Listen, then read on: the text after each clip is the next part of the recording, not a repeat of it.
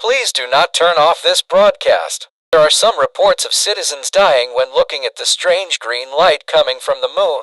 We don't know what is that. If possible, don't go outside and look at the moon at night. This is not a drill. I repeat myself, it's not a drill.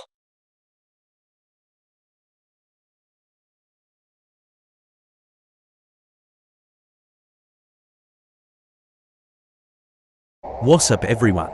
Today I am talking about what the fuck is this green moon that causes trouble.